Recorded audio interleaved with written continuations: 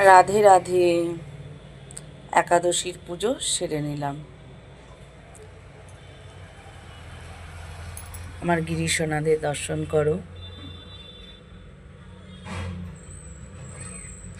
আজ তো একাদশী, তো সুন্দর করে সাজিয়ে গুছিয়ে বসে পড়েছিলাম অনেকক্ষণ আগেই পুজো দিতে।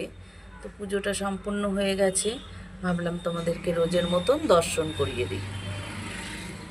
দর্শন করো সমস্ত দেবদেবীকে।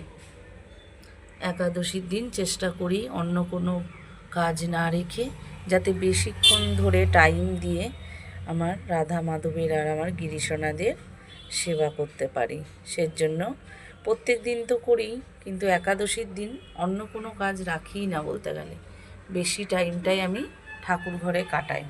আর সারাটা দিন তোমাদেরকে এই আমার ঠাকুর ঘরের ভিডিও আর পুজোর ভিডিওটাই দেব। একাদশীর দিন বিশেষ করে ঠাকুরের ভিডিওই আমার বেশি থাকে। চেষ্টা করি আমি যেরকম দর্শন করি তোমাদেরকেও দর্শন করাতে। ভোগ লাগিয়েছিলাম, প্রসাদ দর্শন করো। প্রসাদ দর্শনে দুর্ভোগ কাটে। প্রত্যেক দিন চেষ্টা করি তোমাদেরকেও দর্শন করাতে, যেরকম আমি দর্শন করি সেরকম দর্শন করাতে। তো পুজো তো সম্পূর্ণ হয়ে গেল, আর তোমাদেরকেও দর্শন করিয়ে দিলাম। তো চলো এবার প্রসাদটাকে নামিয়ে নিই। নামিয়ে নিয়ে 12টা বেজে গেছে আজ, তবু আজ অনেকটা তাড়াতাড়ি হয়েছে। রাধে রাধে। হরে কৃষ্ণ হরে কৃষ্ণ। সুন্দর করে সাজিয়ে পুজোটা করে নিচ্ছি। আর দেখো এই যে গোলাপের পাপড়িগুলো দিয়ে সুন্দর করে বাটির মধ্যে জল দিয়ে, গোলাপ জল দিয়ে সাজিয়ে রেখেছি। সারাটা দিন এখানটায় থাকবে আমার গিরিশোনাদের কাছে। রাধে রাধে।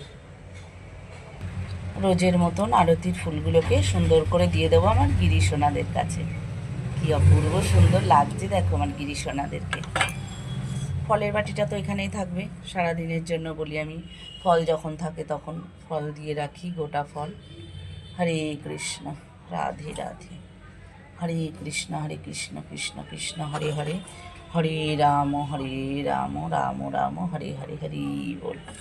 দিয়ে দিলাম গিরিশোনাদের কাছে।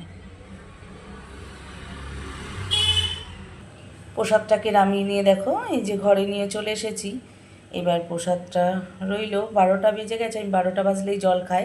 এবার আমি মাহাত্ম্য শুনবো, তারপরে গিয়ে জল খাবো। একাদশী করলে একাদশীর মাহাত্ম্যটা শুনতে হয়, শোনার পরে তারপরেই